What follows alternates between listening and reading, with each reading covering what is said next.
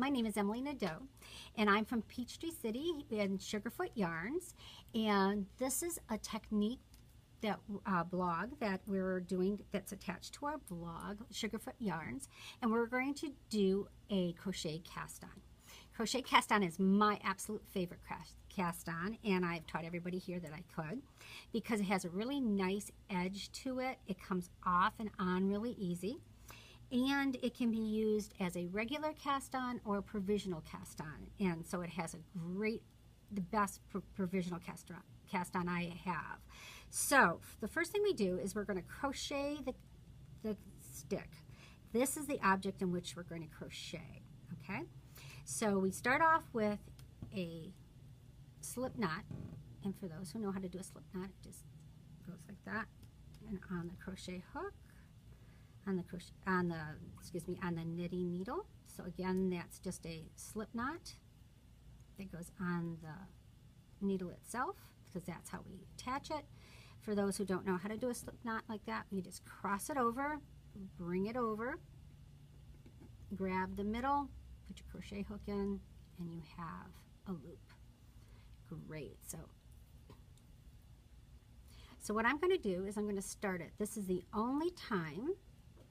And I'm going to bring my thing right down a little bit lower so you can see it well. I think that's great. So tilted, there we go. Get that out of the way. You can see that there's a loop, and I'm going to go in it, and this is the only time that we go in it. We also have to hold the crochet hook and the needle at the same time, otherwise they fall to the ground. Silly me. All right. So you grab the and you pull it through. So I have actually two loops, one here, one here. And that's the last time you go inside the loop. You go pull the yarn through like you're doing a single crochet. So you bring the yarn through the middle to the back, you grab it, bring it through to the middle, to the back, and for every one of these that you catch and bring through, it's another stitch on the knitting needle. And the crochet hook just goes around the back. So you go around the back, you grab it, you bring it through, you bring it back through the middle of the two, bring it back and through. And you make sure that you do it down here on the shaft, because don't forget that this is the size of your mold. If you make it up here, it's going to be too tight. So you can bring it back here. So you bring it across the top, you bring the yarn back, you grab it, you bring it through, and do it again. You do all of these until you have the amount that you want, minus 1. So I can't count more than 20. So if there's 20, I put a marker, and then I just keep on going to what's meant, how many I want. So let's pretend that I'm at my end. So I'm one short of what I want. So to end this, all you do is bring your loop up that's on the crochet hook, and that finishes it.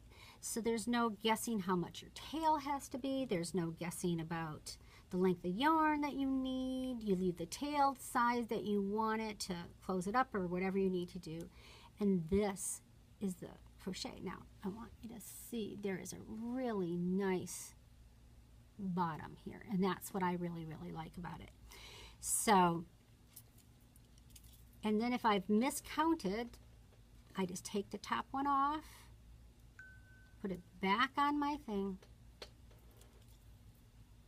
on my crochet hook, and I put how many more I need. Now, if I am using this as a provisional, the reason I love it as a provisional is if you've crocheted a chain and you've picked up one for every one in the chain, when you take it off, you're going to be half of a stitch over. But if you use this one instead, when you take it off, you have a stitch for every stitch of the row, and it's right in line with it. So you have stitch for stitch, and it's so easy to do. So I've put as many as I want for my provisional, And then I have this last one, but I'm not going to bring it up this time because it's going to be a provisional. I'm just going to chain, make a single chain over and over. I do about 4 or 5. And then I just cut this with my handy dandy scissors and bring it through. And that closes it up.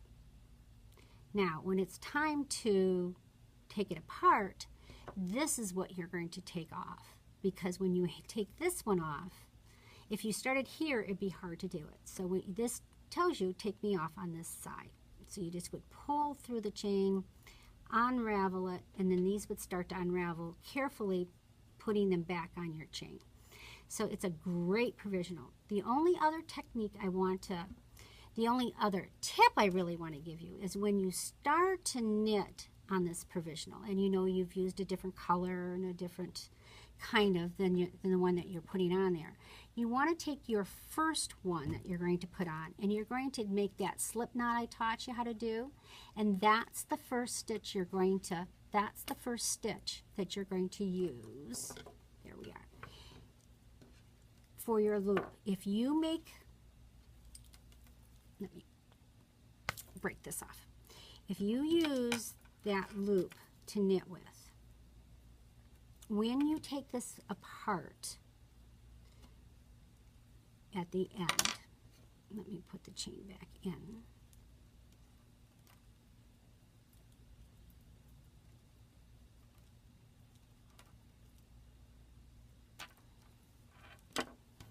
So I'm at this point where this is a different color. I'm going to put it on and I'm going to knit with that one as my loop.